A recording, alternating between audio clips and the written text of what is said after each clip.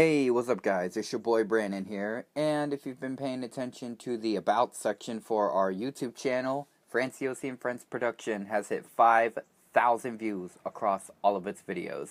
This is pretty big news. I mean, Lord, we got started maybe, less than a year ago?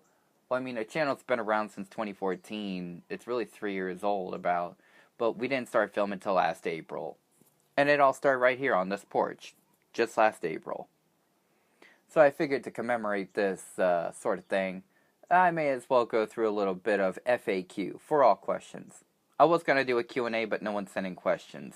But I wanted to do something like this anyway. So instead of a Q&A, this is an FAQ for all questions. Let's begin.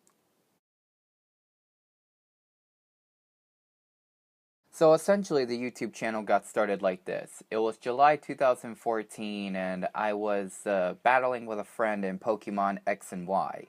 He had asked me if I had a YouTube account to try to get in contact with some Minecraft YouTuber who apparently played Pokemon X and Y.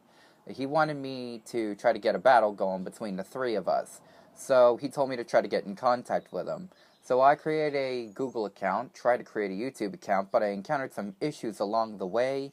And why I couldn't get in contact with that YouTuber. I can't remember who it was. I think it was supposed to be Stampy Longhead or Sky Does Minecraft. I don't know, it's a Minecraft YouTuber I don't watch. Anyway, I completely forgot about my Google account until maybe 2 years later. And then I picked it up again in April 2016 and I started doing YouTube. And I guess it just kind of took off from there. Now, why I started? Well, I had about 500 Vine followers at the time, and people were kind of reading my stuff I put on DeviantArt, so I literally started getting a whole bunch of other accounts. I joined Snapchat, Instagram, YouTube. I joined Twitter last because I was very skeptical about Twitter because of the far left sort of way they go, so I stayed away from Twitter for a little bit, but here I am now. The Homies on a Friday Night series actually kind of just happened on accident. You see, the story was, one Friday night I promised my criminal justice classmates I was going to get a video up. I told them it doesn't matter what it is, I want to get something up tonight.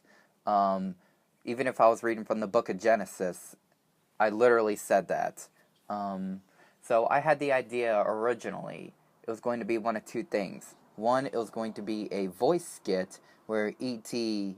called a phone center out in Mexico, and then another one, which was completed at the time, was a narration of Shrek is Love, Shrek is Life, which is quite a disturbing fan fiction if you've read it, but I was going to be reading it in the voice of the Sesame Street character, Elmo. I told my sister I was going to post a Shrek is Love, Shrek is Life narration, and she freaked out. She thought, oh, I'm going to get in trouble, and you're going to get in so much trouble. And I was like, okay, fine, I'll delete it. So I deleted it, and then I said, okay, I still got to get something up there somehow, because this was after my Some Bullcrap with a Tonka Truck video.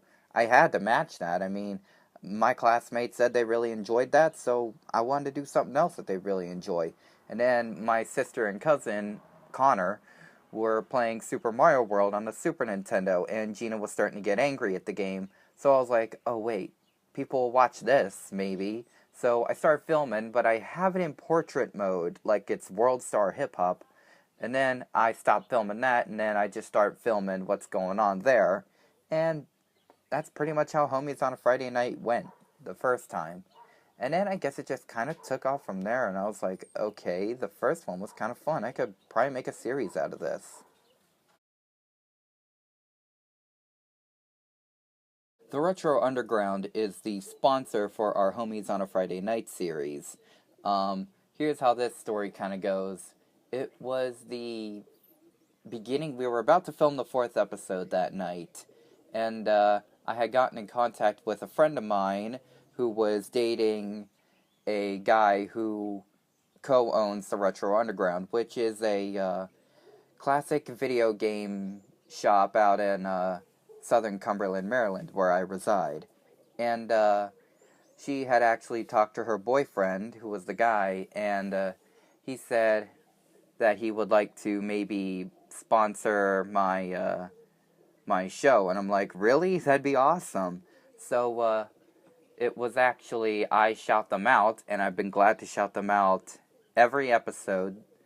And, well, he helps out the channel. And to this day, that help is still coming. And again, I'd like to thank the Retro Underground for just helping out this channel, because I really don't think we'd be doing what we do if it weren't for those guys.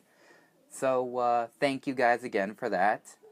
And if anyone's interested in maybe doing business with them too, feel free to. Tell them Brandon sent ya.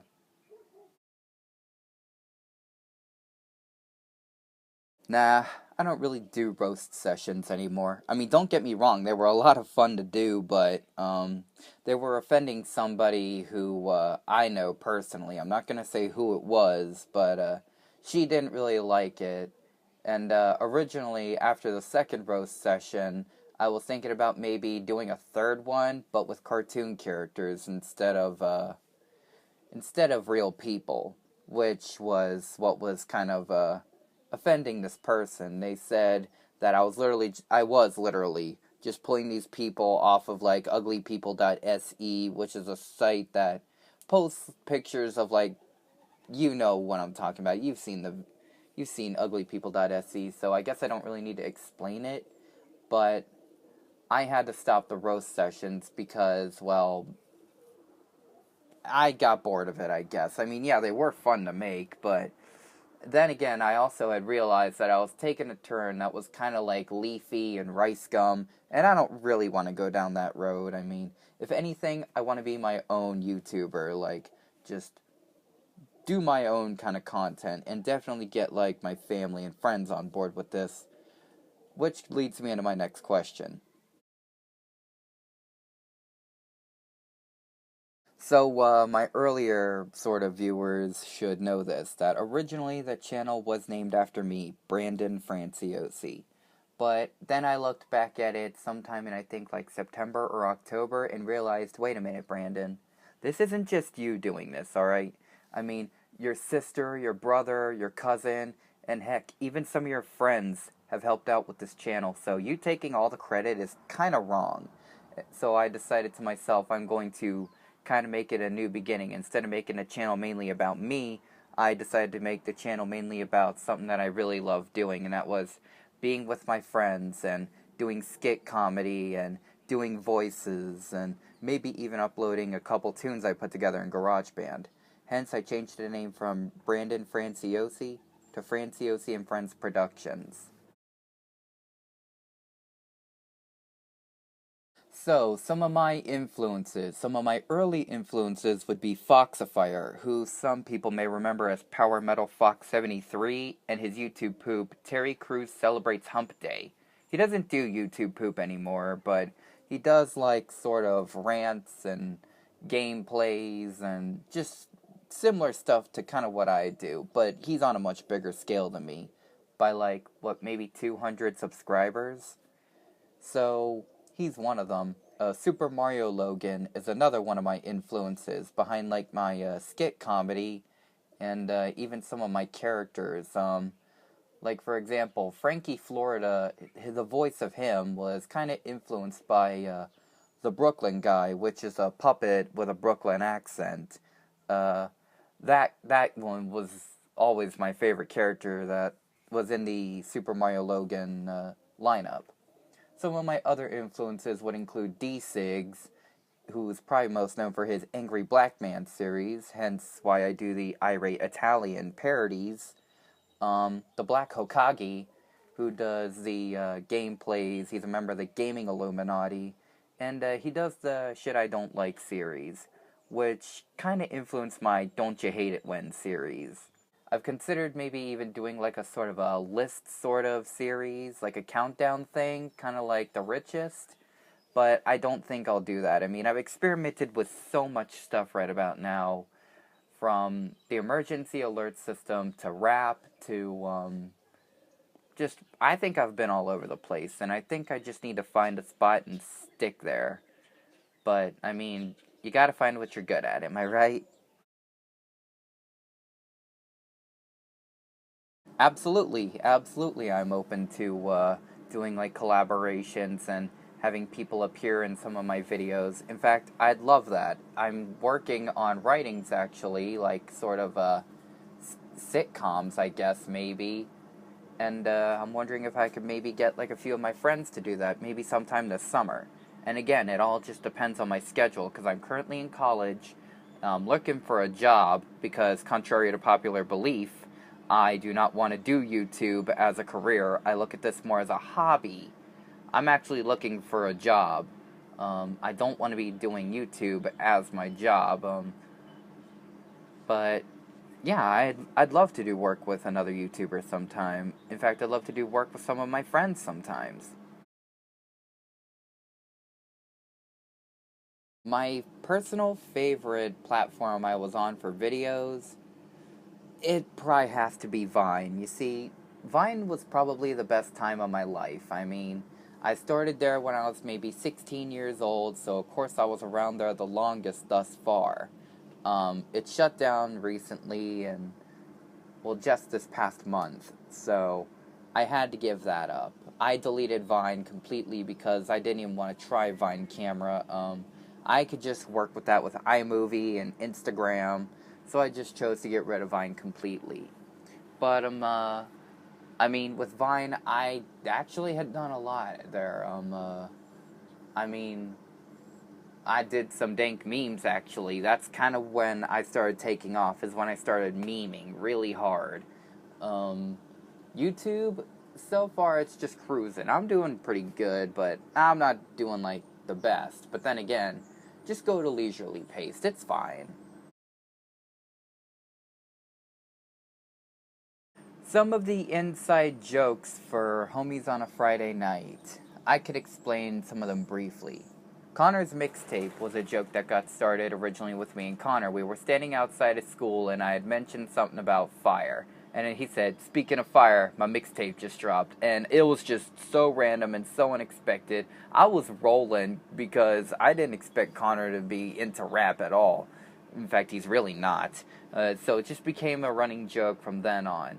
Gina smashing the controller, that's kind of her thing. She gets mad easily, so she'll smash a controller sometimes. It's become her thing. The Super Nintendo controllers are probably target number one, so I gotta be really careful now with Super Nintendo controllers. Failed Obama fetus abortion is an insult that Gina just has, combining literally everything she doesn't like. Failure, Obama, and abortions. Spit. Spit is actually something infuriating, I will say, to Gina when she dies in a video game. And just to see her reaction is priceless.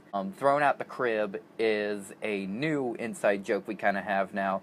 It originated from Fresh Prince of Bel-Air. I do it as a tribute to Fresh Prince of Bel-Air, which is probably one of my biggest influences in terms of my comedy ever. And there you go, folks. That is for all questions you may have about, I don't know, me, the channel, what we do here, in case you're curious. Well, really, I did this also because I was bored. And again, thank you for 5,000 views across all the videos. And thank you for 52 subscribers. I didn't think we'd be at this point within a year.